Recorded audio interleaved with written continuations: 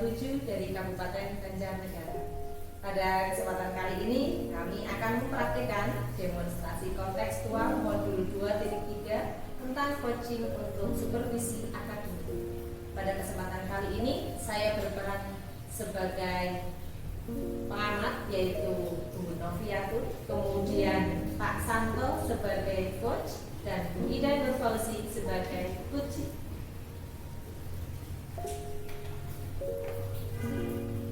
Demikian perkenalan dari kami. Sekian dan terima kasih. Siang Pak Santo. Selamat siang juga Bu Novi. Bagaimana kabarnya Pak Santo? Alhamdulillah sehat, bahagia juga. Alhamdulillah. Hari ini kita akan melaksanakan proses coaching Pak Santo. Iya. Tapi sebelumnya saya ingin bertanya dulu. Oke. Pak Santo terkait dengan proses coaching yang akan kita laksanakan gitu Pak. Oke. Pertanyaan yang pertama nih Pak. Bagaimana rubrik penilaian pada kegiatan coaching kali ini yang akan Pak Santo lakukan? Rubrik penilaian yang akan saya lakukan pada kegiatan coaching kali ini yang menggunakan sesuai dengan perjalanan coaching berjalan sesuai dengan alur Tirta. Jadi saya akan menggunakan alur Tirta dari tujuan, identifikasi, kemudian rencana aksi, dan yang terakhir tanggung jawab. Pertanyaan berikutnya Pak Santo, kompetensi coaching apa yang ingin dikembangkan oleh Pak Santo selama nanti proses coaching berlangsung? Kompetensi yang akan coba saya kembangkan, kebetulan kompetensi ada 3 ya Bu. Iya. Kehadiran penuh, terus mendengarkan aktif, yang ketiga pertanyaan berbobot. Yang akan saya kembangkan kompetensinya, saya coba pada kegiatan coaching kali ini itu yang tentang pertanyaan berbobot. Jadi ingin mengembangkan kompetensi pengembangan pertanyaan yang berbobot. Indikator ketercapaiannya apa itu Pak? Karena kita menggunakan pertanyaan berbobot, itu indikator ketercapaiannya itu bahwa coaching itu dapat terangsang dengan pertanyaan-pertanyaan yang saya tanyakan ke coaching, supaya si coaching itu dapat menggali ide-ide untuk menyelesaikan masalah coaching tersebut. Semoga nanti proses coachingnya berjalan dengan lancar. Itu 3 pertanyaan dari saya. Semoga nanti bisa berjalan dengan lancar proses coachingnya. Selamat untuk melaksanakan proses coaching. Terima kasih Bu Novi. Assalamualaikum Bu Ida. Waalaikumsalam Pak Santo. Ya, tadi saya habis jalan-jalan sampai di kantor, banyak teman yang bilang katanya Bu Ida mencari-cari saya. Itu ada apa ya Bu Ida ya? Iya, tadi saya cari Pak Santo ke kantor karena biasanya jam segitu kan Pak Santo ada di kantor. Jadi kok tadi nggak ada, ya nggak ada apa-apa sih Pak, cuma pengen cerita seputar masalah di kelas aja sih, pengen ngobrol-ngobrol gitu Pak. Kebetulan tadi ada soal yang penggandaannya kurang, jadi saya ke fotokopi untuk penggandaan soal. Itu ya Bu ya. Iya. Kira-kira ada hal penting apa sih Bu? Kok tumben-tumbenan Bu Iya. mencari saya? Sebenarnya bukan hal yang penting sih Pak, cuma sedikit masalah yang mungkin akhir-akhir ini membuat saya galau gitu Pak. Jadi begini, di kelas saya itu murid-muridnya beberapa hari ini tuh saya amati itu kurang antusias Pak dalam belajar. Jadi mereka itu apa ya, jadi kayak nyuekin saya gitu Pak, belajarnya nggak semangat, terus jadinya kan apa yang sudah saya rencanakan dari pagi di kelas mau begini-begini akhirnya tidak jadi, terkendala seperti itu. Jadi belajarnya tuh suasananya nggak kondusif Pak, terus nanti ujung-ujungnya tujuan pembelajaran tidak tercapai dengan baik. Begitu Pak, itu yang bikin saya galau. Gitu ya, yang Iya. kita galau ya. Berarti intinya bahwa pembelajaran muda sekarang kondisi kelasnya sudah tidak kondusif ya. Iya, Bu Ida, maaf ya Bu Ida, ini kan karena waktunya kita terbatas, bentar lagi juga masuk Bu Ida. Kira-kira setelah kita ngobrol ini Bu Ida nih, setelah kita ngobrol, kira-kira apa nanti yang Ibu Ida harapkan? Saya berharap setelah saya ngobrol dengan Pak Santo nanti saya bisa menemukan solusi bagaimana kira-kira apa yang harus saya lakukan seperti itu di kelas pada murid-murid agar mereka itu semangat lagi, antusias lagi dalam mengikuti pembelajaran sehingga proses pembelajaran di kelas saya itu kembali kondusif Pak Santo. Gini, menurut Bu Ida ya, ini menurut Bu Ida itu apa saja ya Bu Ida ya, hal yang membuat murid-murid di kelas Bu Ida itu kurang antusias dalam mengikuti pembelajarannya Bu Ida? Kalau saya ingat-ingat lagi ya Pak, memang sih akhir-akhir ini itu saya kalau di kelas itu mungkin kebanyakan bicara kali ya Pak. Jadi kalau di kelas itu saya monoton gitu Pak, saya itu bicaranya ngomongnya di depan kelas itu terlalu banyak. Jadi murid-murid saya itu lebih sering mendengarkan seperti itu.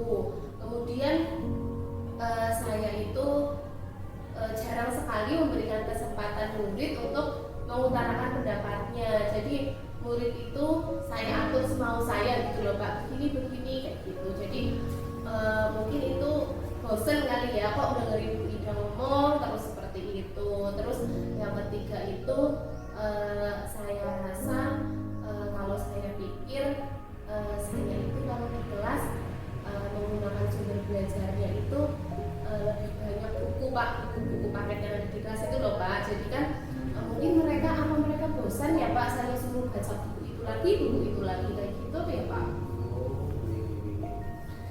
Oh gitu ya Bu ya. Kira-kira Bu, ini kira-kira Bu, bayangan Bu Ida, bayangan ke depannya. Kira-kira apa saja yang atau langkah-langkah bagaimana yang kira-kira menurut Ibu Ida itu pembelajaran Bu Ida di kelas itu dapat membuat anak termotivasi atau antusias lagi. Ini kira-kira menurut Bu Ida itu bagaimana? Kalau memang mereka bosan atau tidak semangat gara-gara yang tadi saya sebutkan ya Pak, mungkin saya pikir mereka itu butuh aktivitas yang lain kali ya Pak, butuh aktivitas yang bervariasi. Jadi saya tidak monoton dalam mengajar mereka, mungkin saya bisa menyusun berbagai kegiatan yang menarik, kemudian jadi saya itu tidak cuma ini loh bukunya baca halaman berapa, tidak hanya seperti itu, tapi saya juga bisa menghadirkan sumber belajar yang lain di kelas. Di sekolah saya kan ada LCD ya Pak, mungkin bisa saya manfaatkan atau saya cari video-video kan ya Pak dari YouTube, dari TikTok seperti itu yang kaitannya dengan materi pembelajaran saya tayangkan di kelas, mungkin lebih asik ya Pak ya. Terus bisa juga saya membuat kegiatan yang tidak hanya di dalam kelas, jadi mungkin sesekali saya bisa ajak anak-anak untuk belajar dari lingkungan sekolah maupun lingkungan sekitar, mungkin begitu kali ya Pak ya. Wah, bagus sekali itu Bu, pemikiran Bu Ida ya. Lalu menurut pendapat Bu Ida juga ya, menurut pendapat Bu Ida itu kira-kira apa saja Bu Ida yang bisa membuat murid itu aktif dalam pembelajaran, aktif dalam kegiatan-kegiatan di luar pembelajaran juga gitu.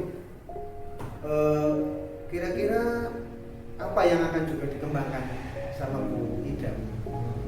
Untuk membuat mereka aktif, mungkin saya bisa menyusun kegiatan yang sesuai dengan minat dan gaya belajar mereka mungkin ya Pak, karena saya amati itu kan murid-murid saya ada yang sukanya mendengarkan, ada yang sukanya membaca seperti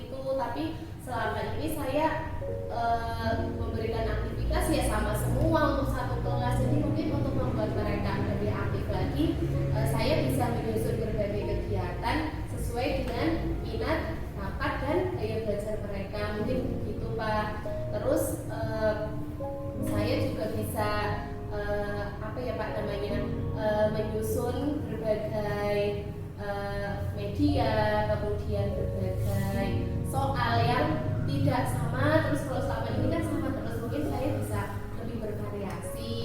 Terus untuk menangani kebosanan, kan kadang satu hari itu ada jam-jam tertentu yang mereka jenuh gitu ya Pak. Mungkin saya bisa mengadakan sedikit ice breaking atau games kecil untuk membuat mereka menarik dan mereka semangat lagi. Mungkin seperti itu Pak.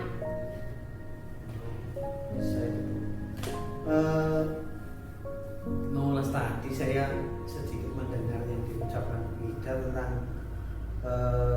apa nih? Bu Ida dalam pembelajaran itu dominan kepada buku pelajaran gitu ya Bu Ida ya.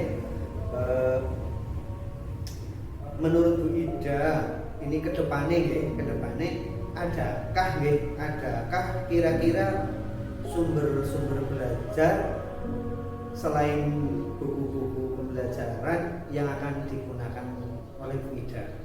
Saya pikir sebenarnya banyak ya Pak. Saya bisa membawakan gambar atau poster ke kelas, kemudian bisa juga benda-benda konkret, bisa juga video pembelajaran seperti itu. Oh iya Pak, kan murid-murid saya itu kan sudah pintar bermain media sosial. Mungkin sesekali kalau ada pelajaran yang terkait dengan sumber-sumber yang bisa saya ambil dari media sosial, bisa saya ambil dan hadirkan di kelas juga Pak. Kemudian biar mereka tidak bosan membaca buku itu saja, saya juga bisa mencari alternatif bacaan lain dari website-website pendidikan. Mungkin begitu Pak.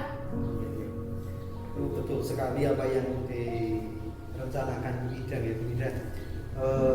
Saya yakin apabila Bu Ida sudah nanti dalam pelaksanaan pembelajaran sudah melaksanakan apa yang direncanakan Bu Ida, pasti nantinya pembelajarannya akan sudah berjalan dengan menyenangkan, anak aktif dan sebagainya.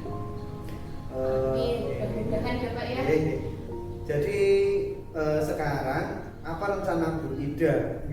Apa rencana Bu Ida untuk menyelesaikan masalah Bu Ida sendiri? Yang pertama akan saya lakukan, saya akan memetakan kebutuhan murid saya Pak. Jadi saya akan coba petakan ulang minat belajar mereka, kesukaan mereka, kemudian potensi mereka dan gaya belajar mereka Pak. Nanti setelah saya petakan berdasarkan data itu akan saya susun sebuah rencana pembelajaran yang bisa mengakomodir, memfasilitasi semua kebutuhan belajar mereka itu Pak. Jadi istilahnya saya akan coba melakukan pembelajaran berdiferensiasi yang sekarang sedang marak ya Pak ya, untuk melayani kebutuhan siswa seperti itu Pak. Kemudian Bu Ida, sekarang apa komitmen Bu Ida terhadap rencana Ibu yang akan dilaksanakan? Komitmen saya terhadap rencana saya akan segera melakukan pemetaan kebutuhan murid saya Pak. Kemudian saya akan membuat rencana pembelajaran yang di dalamnya terintegrasi pembelajaran berdiferensiasi guna memfasilitasi semua kebutuhan belajar murid saya. Kemudian dalam penerapannya di kelas, saya juga akan coba membuat berbagai kegiatan yang tidak monoton lagi, jadi lebih bervariasi. Kemudian untuk menangani siswa yang bosan, sesekali juga saya akan melakukan ice breaking dan memberikan games kecil di kelas seperti itu Pak, untuk membangkitkan semangat mereka yang menurun atau jenuh terkadang di jam-jam tertentu seperti itu. Tentu sekali Bu Ida sudah banyak rencana Bu Ida ya, dari melalui game, ice breaking, pembelajaran di luar kelas, model-model alat pembelajaran dan sebagainya. Gitu. Kira-kira Bu Ida apa yang Bu Ida rencanakan, apa yang Bu Ida lakukan itu kira-kira butuh dukungan dari pihak-pihak terkait atau tidak? Iya Pak, butuh. Saya tentu saja membutuhkan bantuan. Yang pertama, saya minta izin minta izin kepada kepala sekolah terkait penerapan pembelajaran berdiferensiasi yang akan saya lakukan. Kemudian saya juga akan coba meminta bantuan rekan sejawat dan juga rekan sesama calon guru penggerak seperti itu yang mereka itu sebagian sudah ada yang menerapkan pembelajaran berdiferensiasi, jadi bisa saya minta untuk share pengalamannya untuk menambah referensi saya seperti itu Pak. Kemudian nanti saya juga akan meminta rekan sejawat untuk ya istilahnya saling mendukung dan saling memberikan masukan seperti itu. Bagus sekali itu rencana kolaborasi Bu Ida mengenai apa rencana yang akan dilaksanakan Bu Ida. Kira-kira kapan ini Bu Ida mau memulai rencana Bu Ida ini? Yang jelas secepatnya Pak. Besok mungkin akan saya langsung petakan ulang kebutuhan belajar murid saya. Untuk selanjutnya akan saya susun RPP-nya, kemudian mungkin minggu depan sudah bisa saya cobakan ke anak-anak di kelas Pak. Bu Ida, saya merasa senang sekali karena Bu Ida sudah mau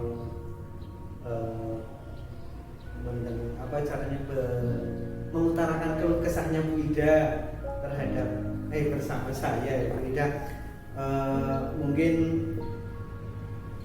itu Bu Ida yang bisa saya bantu untuk sedikit gambaran-gambaran lah untuk kegiatan Bu Ida yang akan dilaksanakan.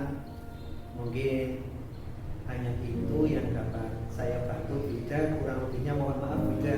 Iya Pak Santo, saya justru yang mengucapkan terima kasih karena sudah jadi teman mengobrol, sudah jadi teman curhat saya terkait masalah saya yang ada di kelas, sehingga sekarang saya merasa senang sekali. Saya sudah menemukan solusinya, kemudian langkah-langkah apa yang harus saya ambil untuk menyelesaikan masalah di kelas saya. Sekali lagi saya mengucapkan terima kasih ya Pak Santo. Sama-sama Bu Ida. Terus saya tunggu kabar baiknya dalam pelaksanaan apa yang Bu Ida rencanakan. Baik Pak Santo, pasti akan saya kabari dan jangan merasa direpotkan lagi ya kalau saya nanti cerita lagi. Nggak apa-apa Bu. Sekali lagi terima kasih nih Pak Santo. Sama-sama Bu Ida. Pak Santo, bagaimana tadi proses coachingnya? Alhamdulillah Lancar ya, Pak, ya? lancar Bu. Oke. Nah, ini nih Pak, saya mau bertanya lagi. Setelah tadi saya mengobservasi Pak Santo selama proses coaching, ada beberapa pertanyaan yang ingin saya sampaikan. Yang pertama itu, apa yang sudah Pak Santo lakukan dalam coaching sehingga indikator yang diharapkan tadi itu bisa tercapai? Dalam pelaksanaan coaching tadi bersama Bu Ida, saya sudah melaksanakan coaching sesuai dengan alur target, sudah bisa menggali potensi-potensi yang ada pada coaching, terus membantu dengan menggunakan pertanyaan-pertanyaan yang berbobot sehingga masalah-masalah yang ada pada coaching dapat dimunculkan dan dapat sedikit memberikan atau dapat membantu dalam memecahkan masalah coaching. Betul sekali Pak. Tadi yang saya catat selama mengobservasi Pak Santo itu alur ceritanya sudah sampaikan secara runtuh begitu ya Pak. Dari tujuannya tadi coaching itu menemukan solusi gitu ya agar muridnya itu semangat dan pembelajarannya menjadi kondusif. Kemudian pada poin identifikasi itu juga muncul dari coaching gitu ya, guru mendominasi pembelajaran, murid dominan mendengarkan dan lain sebagainya. Kemudian juga pada alur rencana aksi, coaching juga sudah menyampaikan ya, di situ ada pemetaan kebutuhan murid, menyusun RPP, dan pada alur kita yang terakhir dari tanggung jawab, coaching sudah bisa mampu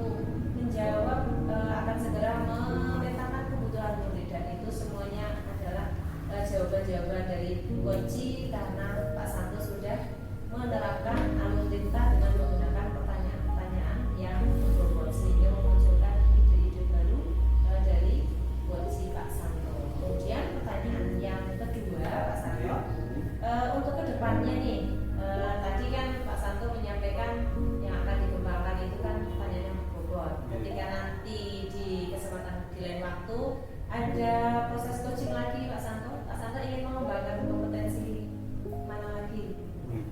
Untuk kompetensi yang akan saya kembangkan, yang pertama itu tetap di pertanyaan berbobot, karena saya merasa dalam menjadi coach itu saya belum bisa sepenuhnya itu menggali pertanyaan-pertanyaan berbobot, sehingga si coach itu bisa terpancing untuk mengeluarkan segala permasalahan dan bagaimana cara mengatasinya dari diri coach itu yang pertama. Kemudian untuk yang kedua, saya menambah lagi atau memperdalam lagi tentang kompetensi kehadiran penuh, karena tadi saya itu merasa belum begitu penuh itu dalam kehadiran di coaching ini, karena mungkin karena waktunya yang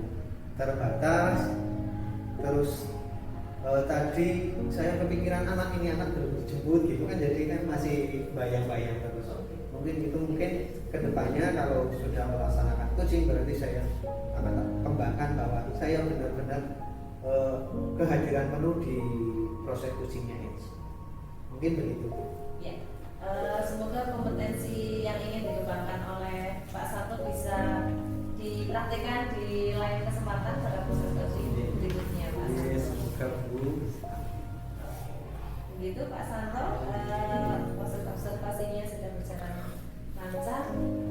Kita akan menuju ke sesi berikutnya Pak. Demikian proses coaching pada kesempatan kali ini. Semoga teman-teman nanti akan terinspirasi dengan video dari kami.